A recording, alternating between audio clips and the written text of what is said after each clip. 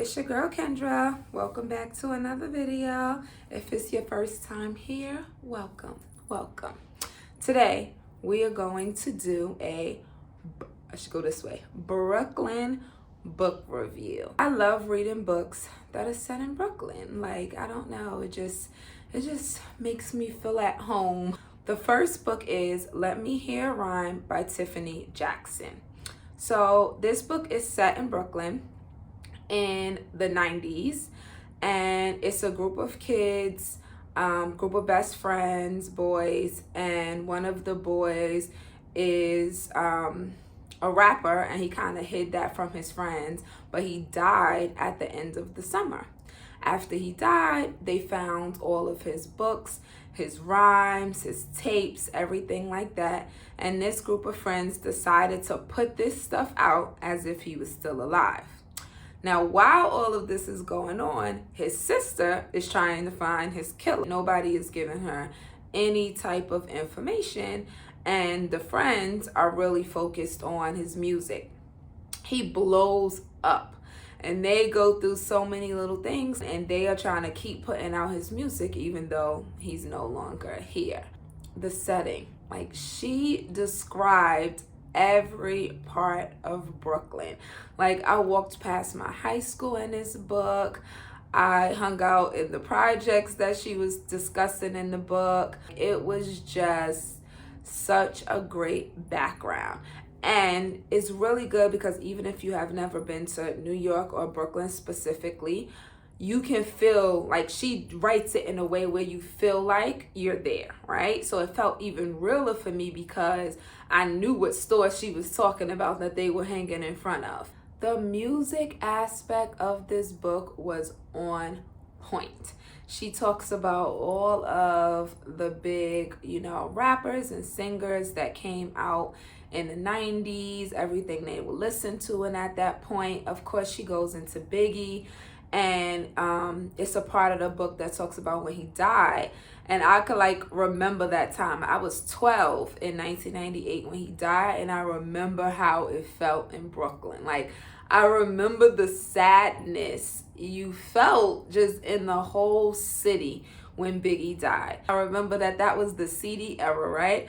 I remember getting CDs. First of all, you made your own CDs, right? And I remember getting CDs and I had to just stop, write down the lyrics, play, stop, write down the lyrics. And I would have these notepads of all of the lyrics way before they started. Sometimes you would get lucky and you would get the booklet and they would have the lyrics in it, but not all the time. This book is definitely a must read. The second book is The City We Became by N.K. Jemisin. This is a sci-fi fantasy book, and it is set in New York. So this one is not just Brooklyn, it's the whole, tri-state area. She wrote this book so well. It embodies all of New York City.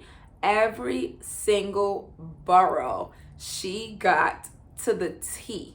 Like, I was getting excited while reading it. Like, she just described each borough so well. So basically a different person was each borough, right? And they were fighting this big monster who likes to take over cities. So they basically had to save New York City. So it was 6 of them, the 5 boroughs, and then one boy that was New York City as a whole. So each of them did not know what city they were yet until everything started to play together. So you see each of them, how she describes Brooklyn as, rude, her love of music. She was a rapper back in the day, turned politician because she wanted to change around, Brooklyn.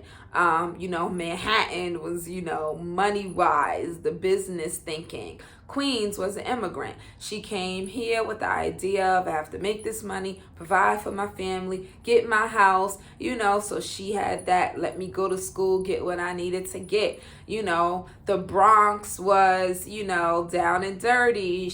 It was artsy. That's what I should say for the Bronx. It was really artsy. She had her own art studio. You seen that part of the Bronx come alive.